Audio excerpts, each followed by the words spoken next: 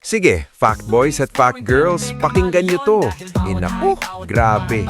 Tuwing tumitingin tayo sa himpapawid, halos lahat ng eroplano, mula sa maliliit na regional jets hanggang sa malalaking long-haul aircraft, ay puti. Pero hindi lang ito basta-basta design choice o trip ng airline, ha? Sa likod ng puting fuselage ay isang pinag-iisipang kombinasyon ng physics, ekonomiya, kasaysayan, at kung paano mas madaling kapakbuhin ang eroplano araw-araw. Curious kayo kung bakit puti? Sige, samahan niyo ako sa kwento ng kulay sa himpapawid. Sumubaybay, subscribe, subscribe. Fact your day, fact size and history. Fact your day, legends, waves and history.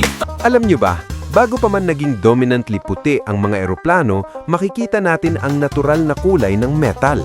Sa umpisa, aluminum at magnesium alloys ang gamit sa fuselage ng mga commercial jets, kaya silver o metallic ang hitsura. Pero aba, hindi naman basta-basta iniwan ng metal na walang proteksyon. Kailangan munang lagyan ng base coat.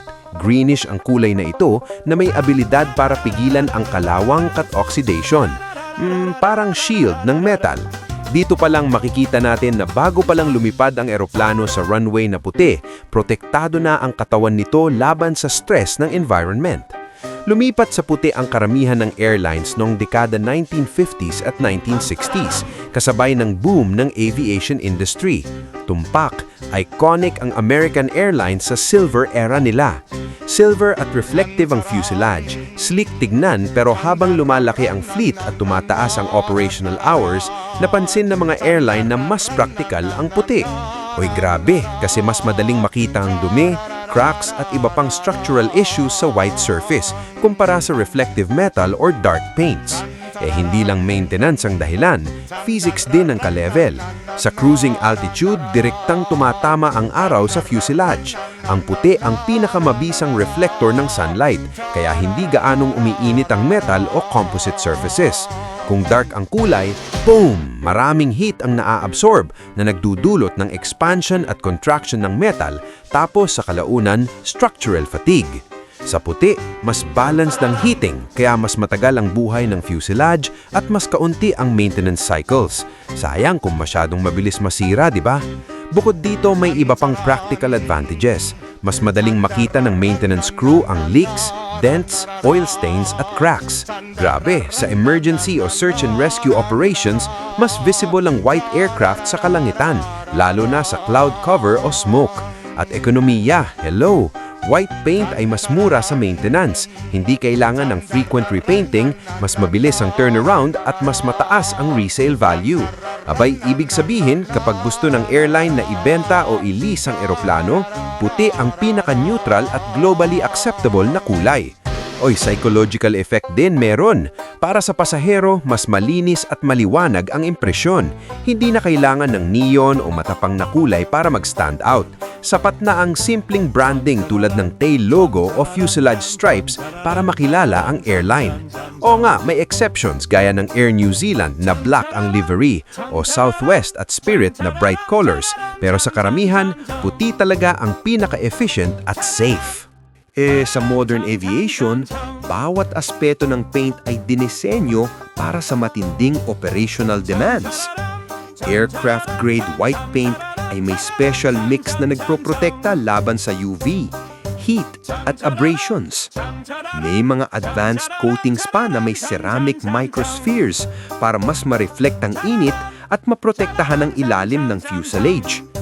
Bawat layer ng paint ay carefully designed. Hindi sobrang makapal para hindi makaapekto sa aerodynamics, pero sapat lang para mabawasan ang weight at fuel consumption. Siyempre, efficiency muna. May iba pang nuances.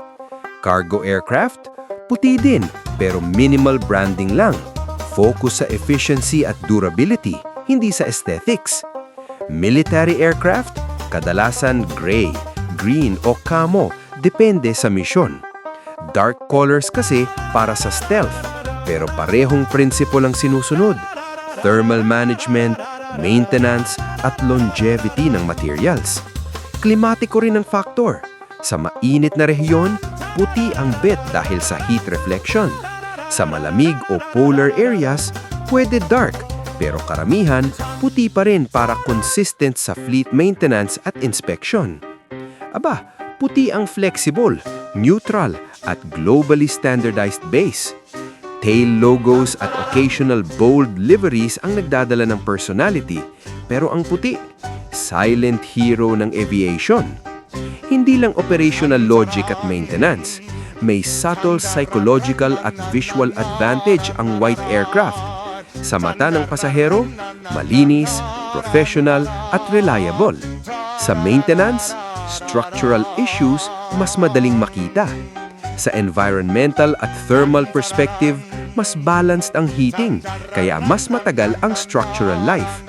Ekonomiya, mas tipid sa repainting at mas mataas ang resale value. Puting eroplano, parang investment. Simple pero smart, functional, globally accepted. Grabe, kahit may exceptions, malinaw ang pattern. Airlines na gumagamit ng black o vibrant colors, kailangan nilang maglaan ng extra planning para sa thermal stress, UV degradation at maintenance. Branding at differentiation priority nila, kaya trade-off sa operational efficiency. Pero sa karamihan, puti pa rin ang default. Tail designs at stripes ang canvas para sa identity, habang ang fuselage nananatiling silent, functional, practical. Kung babalikan natin ang evolution mula sa natural metallic silver ng unpainted metal sa silver polished era hanggang sa globally dominant white fuselage ngayon, lahat may malinaw na rason. Proteksyon ng metal, thermal efficiency, maintenance practicality, structural longevity, operational visibility, psychological comfort at economic logic, lahat nakapaloob sa simpleng kulay puti. Aha! Kaya next time na tumitingin kayo sa langit at nakikita ang sunod-sunod na puting eroplano, isipin nyo, bawat isa ay silent hero. Pinoprotektahan ng structure, nagtitipid ng fuel, nagpapakita ng safety, at nagbibigay ng malinis na impresyon sa pasahero. Oo nga, sa simplicity ng puti, nakikita natin ang matalino at pinag-iisipang engineering decisions na nagpapatakbo sa modern aviation sa buong mundo.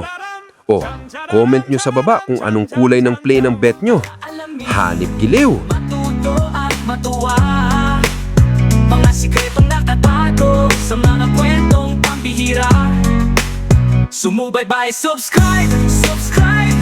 Fuck your daily facts, sites and history. Fuck your daily legends, what ifs and mystery. Fuck your daily bawat araw bagong discovery. Sumubaybay at matuto. Fuck your baby. Yo, yo.